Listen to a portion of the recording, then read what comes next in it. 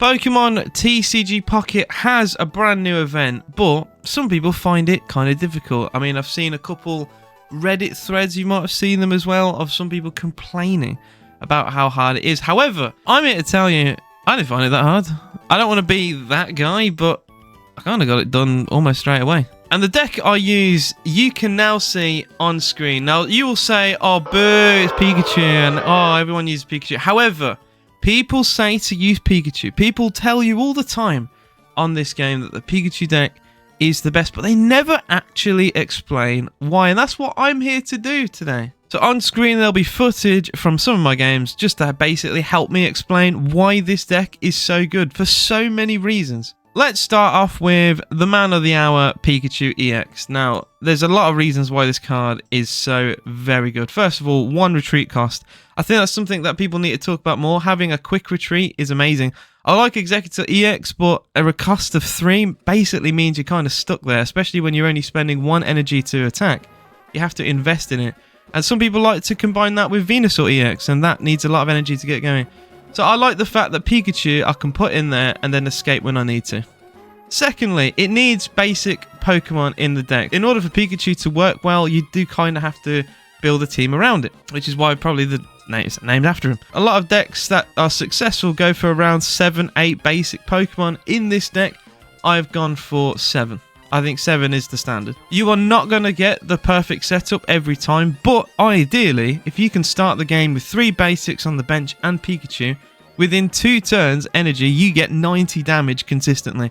And you can just roll over teams. If they don't draw very well, and you just get, all you need is a couple basics, like Pincurchin, a couple Blitzels even. You don't even need Zapdos, just get the couple Blitzels out there. You can start rolling over teams. You can argue it's not even the best case scenario. You'd rather have Zapdos on the bench to swap into. But it's not even a bad thing if you've got two Blitzels and a Pincurchin. Then there are a bit more suboptimal starts. I mean, you could just not see Pikachu, and you have out there Zapdos EX. I think that's probably the second most wanted Pokemon out there, because you can build Zapdos within 3 energy. You don't need the basics unlike Pikachu. So you could just get Zapdos, start building, and then by 3 energies, you could do up to 200 damage. You're probably not going to hit 200 very often. But it's that threat. You could basically one-shot anything in the game if you get lucky. On average, you're going to hit around 100 damage. I mean, it is literally down the middle. So anywhere between 50 and 150, you are going to consistently hit. And I just think that's a very solid number to hit. And now we're going to start talking about the more less optimal hands, but still work very well. You're starting with Blitzle. Now, Blitzle does damage straight away with 1 energy. And what I like about Zebstrika as well, when you evolve it, say you start first, not many people obviously want to go first, because going first technically is going second, but it does mean you can evolve first. And Zebstrika doing 30 damage straight away with a decent bit of health is pretty good. And I love the fact it can target the bench. I think the key to this deck, and to really explain why this deck is so good, is on Pokemon like Zebstrika. Now, some people like Electrode. I personally, and a lot of people, prefer Zebstrika for the simple fact it targets the bench. Zebstrika puts immediate pressure on people who are trying to wall you out. Maybe put a Snorlax out there or a Kangaskhan to wall you out while they build their bench. Now, this could be Pokemon like Froakie, Charmander, Squirtle even, that need a lot of energy to be put into. Zebstrika, 2 attacks completely destroys the bench. That's immediate pressure. And maybe Kangaskhan can do some damage back, but putting them on the back foot very early on while you get your bench out, I think is amazing. And if they don't have any potions, those Pokemon in the back die out. And maybe they don't see their other basic Pokemon for a long time. So while you're building your team, you are evaporating their bench. A lot of people who use Snorlax teams get absolutely destroyed by Zebstrika, because Snorlax is not going to do any damage back. And in the meantime, you are chipping away. And the retreat cost, I go back to that again. Snorlax retreat cost is absurd.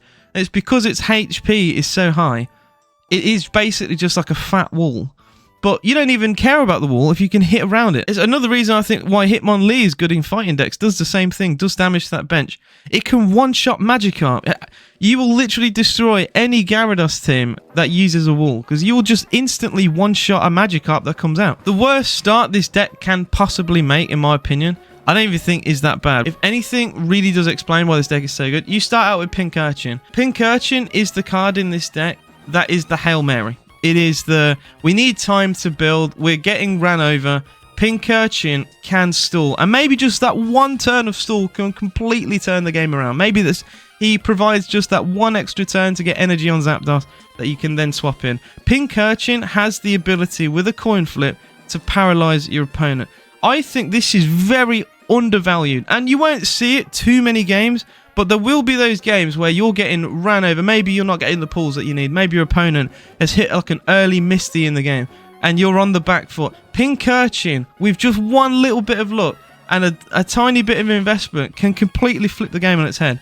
And like I said, 9 times out of 10, you won't use it. It will just be used for the bench for Pikachu. It will make up that bench. Obviously, you're not going to pull every card that you want, and having a lot of basics out will always help Pikachu. But in those times where you are desperate, Pincurchin can just be enough. If you get lucky enough, you could infinitely beat your opponent. You could just keep flipping heads over and over. He swaps another Pokemon in, and you again keep flipping heads over and over. It could potentially run over their whole team. It's probably not going to happen. It'll probably just do enough stall for you in the back. But that could just be worth it. Now, between that, Pikachu's early pressure potential, Zapdos' heavy damage, Zebstrika's ability to hit the bench, as well as Pincurchin's paralysis, can flip the game. And you might need it sometimes. There's not a lot of HP in this deck. Despite of all the damage that your Pokemon can do, there are those situations where Pincurchin might be your only saviour.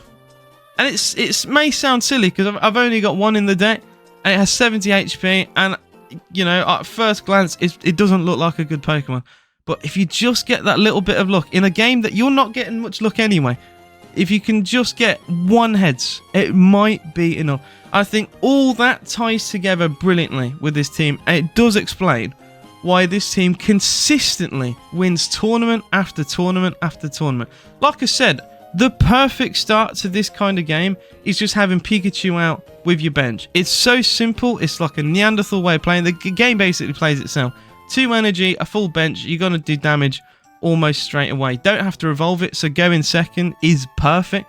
As an advantage to going first is you get to evolve first, but with a Pikachu EX, you don't need to evolve. And you've got Pokemon in your arsenal, no matter what your opponent tries, whether they put up a fat wall in the way, maybe they're trying to go for high pressure themselves, maybe they're using Blaine Ninetales, you can match them for pace. And that's why I love the team. But not only I got my 5, I just carried on playing games. I ended up getting 7-8 wins in a row with this team. It's absolutely ridiculous, and I would highly recommend everyone to use it. Like I said, this team is very popular for a reason, but I just feel like people don't really explain why. So I hope I've been able to explain that to you in the best way that I can. So I'm also a tournament player. I go live on Twitch sometimes. And yeah, if you want to watch me play some tournaments, I got top 5 in a non-EX tournament with Blaine Ninetales. If you want to watch stuff like that, feel free to do so. Thank you all for watching. Subscribe to the channel if you're new. And yeah, catch you in a bit.